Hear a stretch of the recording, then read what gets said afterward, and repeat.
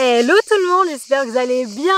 On se retrouve aujourd'hui pour une toute nouvelle vidéo où est-ce qu'on va parler du tour du poteau, qui est un principe même pour changer son statut au Canada. Dans cette vidéo, on va voir qu'est-ce que c'est, qui doit faire le tour du poteau et comment ça se passe. Donc, tout d'abord, qu'est-ce que c'est? C'est un principe qui permet de renouveler son statut au Canada en passant par la frontière américaine, donc c'est-à-dire en sortant du territoire canadien, puis en revenant quelques minutes après au Canada en passant par l'immigration canadienne. Qui doit faire le tour du poteau? Toute personne qui se trouve au Canada et qui doit changer son statut. Par exemple, vous avez obtenu une lettre d'introduction, vous devez donc sortir du territoire et faire le tour du poteau pour activer votre nouveau permis de travail. Par exemple, si vous avez demandé un permis de travail du programme Expérience Internationale Canada, donc j'entends le PVT, jeune professionnel VIE, stage coop, mais également si vous avez un permis d'études qui vous attend ou également une mobilité francophone que vous avez demandé en ligne. Si vous n'avez pas obtenu de lettre d'introduction, ça s'adresse à toute personne qui souhaite effectuer une demande directement au poste frontière de l'immigration canadienne. Donc par exemple, si vous n'avez pas fait votre demande de mobilité francophone en ligne, mais que vous voulez la faire au poste frontière, c'est tout à fait possible. Il faudra avoir tous les documents qui sont demandés en votre possession. Également, si vous voulez faire une demande de permis de travail ouvert de travailleurs qualifiés pour conjoint de fait, ça sera également au poste frontière qu'il faudra faire la demande, mais il est possible aussi de la faire en ligne, si ce n'est qu'en fait les délais sont un petit peu plus longs. Si vous voulez demander directement votre permis de travail ouvert transitoire pour attendre la résidence permanente, il sera possible de la demander au poste frontière, mais il est aussi également possible de la demander en ligne. Et pour également aussi changer de statut pour passer par exemple d'un stage coop à un jeune professionnel ou passer d'un PVT 1 à un PVT 2 grâce à une organisation reconnue donc qui s'appelle SWAP, ou alors pour changer d'employeur dans le cadre d'un permis de travail fermé et pour laquelle votre demande a été acceptée. Attention à savoir, depuis le 21 juin 2024, toutes les personnes qui souhaitent demander un permis de travail post-diplôme ne peuvent plus le faire au poste frontière et elles doivent le faire impérativement en ligne. Donc ça a été mis en vigueur récemment, mais on n'est pas à l'abri que ça commence à se généraliser pour l'ensemble des permis de travail.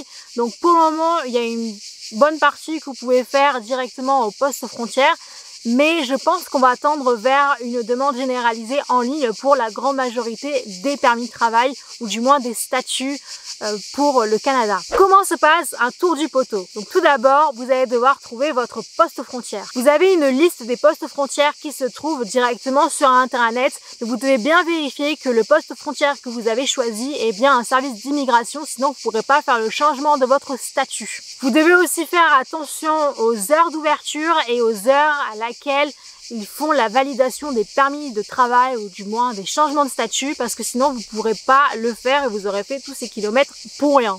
Attention, depuis juillet 2024, si vous voulez faire votre tour du poteau dans un des postes frontières situés au Québec, vous devez désormais prendre rendez-vous par téléphone avant de venir faire le changement de votre statut d'immigration au Canada. Donc vous devez les appeler pour pouvoir prendre rendez-vous et il faut compter une semaine de délai entre le moment où vous avez pris rendez-vous et le moment où vous pourrez venir faire votre tour du poteau. En tout cas, c'est un nouveau système, donc il est disponible uniquement qu'au Québec, mais je pense que ça va se généraliser d'ici les mois à venir à l'ensemble du Canada. Donc surveillez bien, faites bien attention, je pense que vous allez devoir anticiper un peu plus au fur et à mesure vos rendez-vous. Peut-être que vous allez devoir appeler 2 semaines, voire 1 mois avant votre venue au Canada. Je l'espère pas. Mais bon, on ne sait jamais. Deuxième étape, vous devez convaincre l'agent d'immigration des douanes américaines. En effet, vous allez à la base aux États-Unis, donc vous devez lui expliquer pourquoi vous voulez venir aux États-Unis. Donc vous allez lui dire que vous venez faire le tour du poteau ou flagpole en anglais, au cas où, voilà, vous le savez. Et donc vous voulez en fait activer un nouveau statut d'immigration au Canada. Donc une fois qu'il connaît la raison de votre venue aux États-Unis, qui sera plus que éclair, vous allez faire la procédure habituelle quand vous rentrez sur le territoire américain. Donc vous allez avoir une photo qui va être faite, vous allez prendre votre prise d'empreinte et vous allez avoir aussi quelques questions qui vont vous être posées et vous obtiendrez un refus pour entrer. Ne vous en faites pas, si vous voulez venir une prochaine fois pour de vrai aux États-Unis en vacances, lorsque vous remplirez le formulaire I-94W et qu'on vous demandera si on vous a déjà refusé l'entrée pour venir aux États-Unis, vous mettrez non, parce que faire le tour du poteau, ce n'est pas considéré comme un refus d'entrée aux États-Unis. Troisième étape, faire demi-tour pour vous rendre à l'immigration canadienne. Donc une fois que vous allez passer la douane américaine, vous allez passer donc les barrières et après donc vous allez faire demi-tour pour aller de l'autre côté, donc du côté pour aller au Canada. Vous allez vous entretenir avec l'agent douanier qui va vous demander plusieurs documents en fonction du type de demande que vous venez faire. Si vous venez activer un permis de travail qui appartient au programme Expérience Internationale Canada, donc le PVT, jeune professionnel VIE ou stage coop, vous allez devoir avoir avec vous votre passeport, votre lettre d'introduction. Vous allez devoir, si c'est pour un jeune professionnel VIE ou stage coop, avoir votre offre d'emploi avec vous, et vous devrez aussi avoir avec vous votre attestation d'assurance, donc qui est de la durée maximum qui vous est allouée, 12 mois pour les Belges, 24 mois pour les Français, ou la durée maximum de votre stage par exemple si c'est un peu moins, et d'avoir aussi une capture d'écran de votre preuve de fond qui date de moins d'une semaine. Si vous venez dans le cadre d'un permis de travail ouvert de conjoint de fait pour travailleurs qualifiés, vous allez devoir avoir avec vous votre passeport mais également celui de votre conjoint ou votre conjointe, le permis de travail de votre conjoint ou conjointe, les preuves d'emploi de votre conjoint. Donc si vous venez activer un permis de travail ouvert de conjoint de fait lié à un jeune professionnel, vous avez juste besoin du contrat de travail de votre compagnon ou compagne.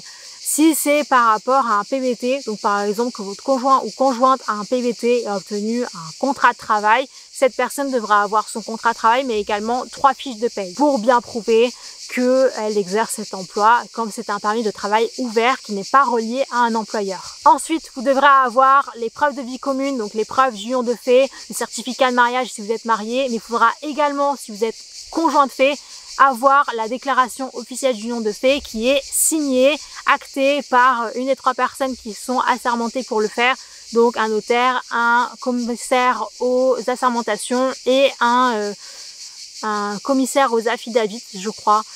En tout cas, voilà, c'est une de ces 3 personnes, il faut que vous allez le faire, sinon ça ne sera pas accepté. Et enfin, que vous ayez aussi une preuve de fond pour démontrer que vous avez la capacité financière pour subvenir à vos propres besoins. Pour ce permis de travail-là, donc le permis de travail ouvert de conjoint de fait pour travailleurs qualifiés, vous ferez en fait toutes les démarches sur place, c'est-à-dire le transfert de vos données biométriques, la photographie et le paiement des frais associés à votre permis de travail qui sont d'environ 340 $. Ça dépend des années en fonction de si les tarifs augmentent ou pas. Si vous souhaitez demander directement votre mobilité francophone au poste frontière, je vous invite à regarder directement ma vidéo associée juste ici où je vous explique un peu plus en détail les documents qui sont à amener, sinon ça sera un petit peu trop long dans cette vidéo. Voilà, donc je vous invite vraiment à la regarder, comme ça vous avez toutes les infos liées à la mobilité francophone. Pour récapituler ce qu'on a vu, le tour du poteau ou flagpole, c'est vraiment une pratique qui est extrêmement courante pour tous les immigrés et expatriés au Canada, pour toutes les personnes qui souhaitent changer leur statut d'immigration au Canada.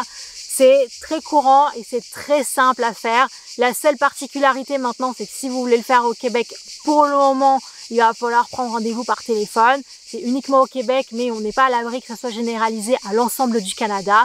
Mais c'est une étape qui est vraiment très simple. Vous sortez par la frontière américaine et vous rentrez au Canada. En tout cas, j'espère que cette vidéo vous aura plu. Si c'est le cas, n'hésitez pas à commenter, à liker, à vous abonner à la chaîne, à partager cette vidéo et également à vous abonner à mon compte Instagram où je partage un peu plus mon quotidien. Et puis sur ce, on se dit à bientôt pour une prochaine vidéo. Tchuss!